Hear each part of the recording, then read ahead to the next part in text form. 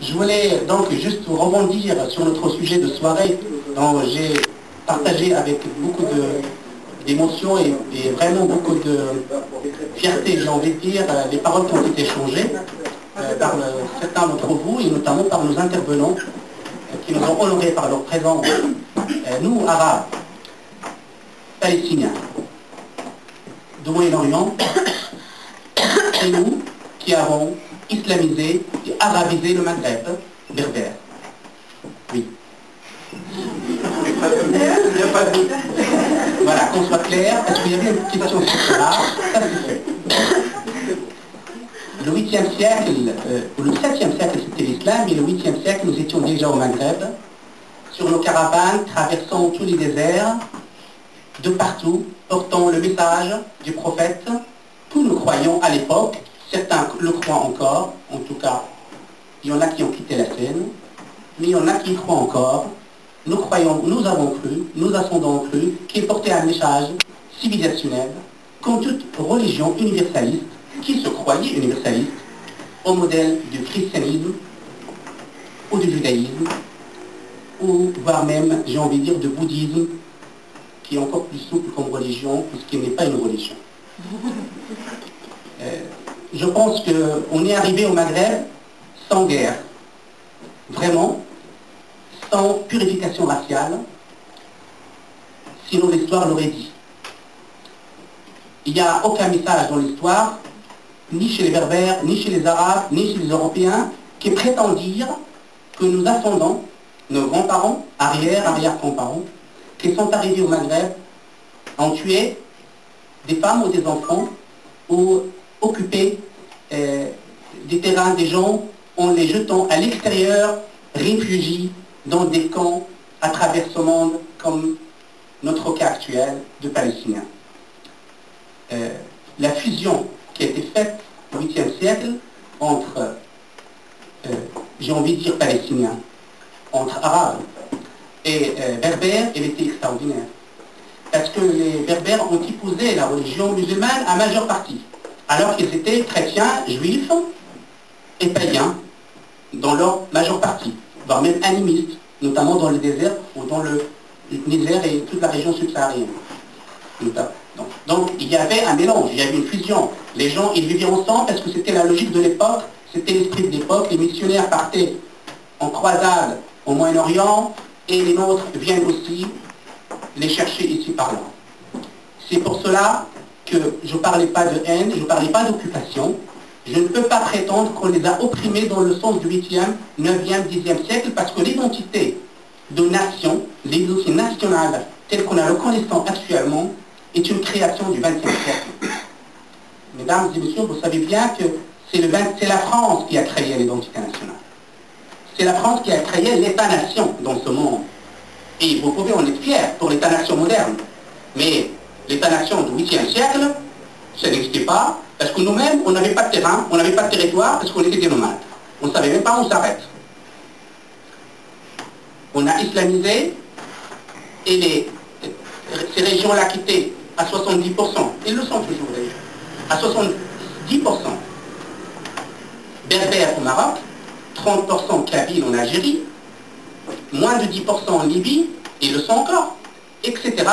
Un territoire qui s'étale du Maroc jusqu'à l'Égypte, comme l'ont déjà signalé nos intervenants, en allant aussi dans le Sub-Sahara, Niger, Sénégal et d'autres points, donc les Touaregs qui se déplaçaient aussi, eux-mêmes se déplaçaient. Ça c'est d'un côté. D'autre chose, il faut aussi redéfinir l'arabe.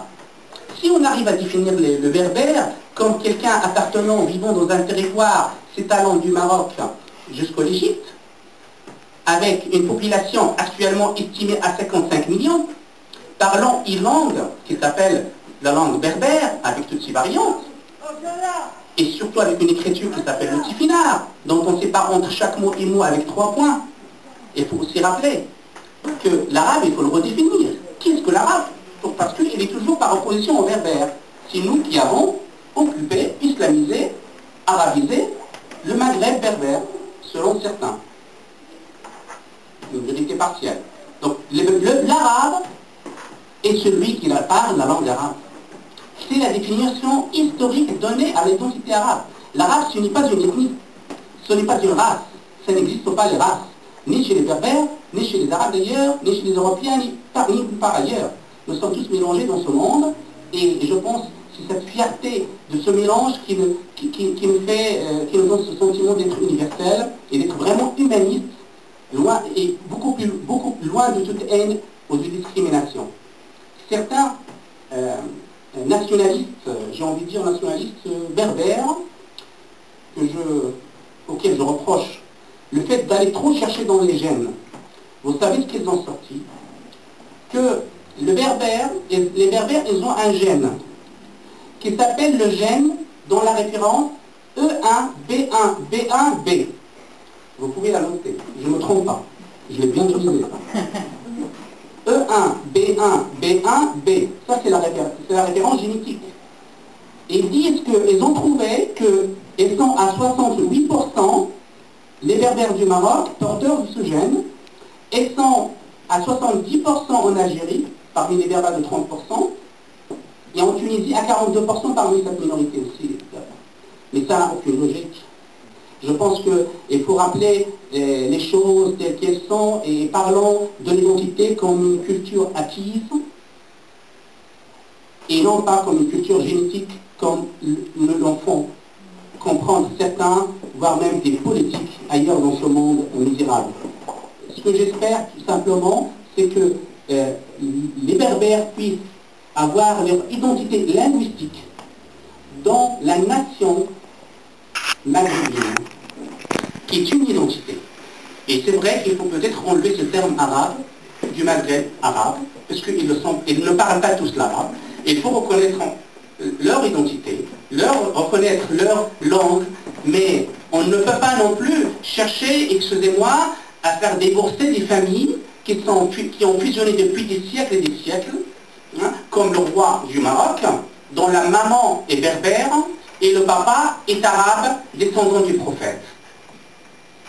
Il n'y aura plus de roi au Maroc si on commence à les chercher dans les séparations.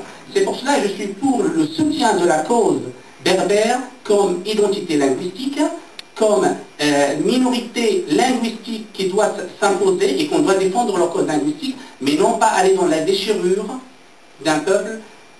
Ce n'est pas vrai, il ne faut pas chercher, personne ne peut accepter, d'ailleurs en France, personne ne pourra accepter de dire qu'un breton n'est pas français.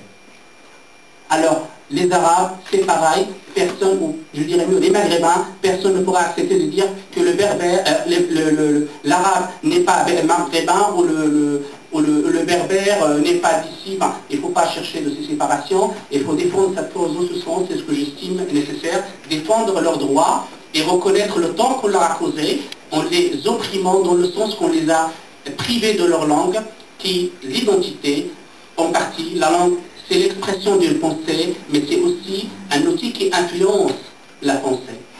Ce que j'espère qu'on puisse tous tirer profit de cet échange et que la cohésion règne un jour dans ce monde, que l'occupation finisse un jour, qu'on puisse vivre en paix un jour tous.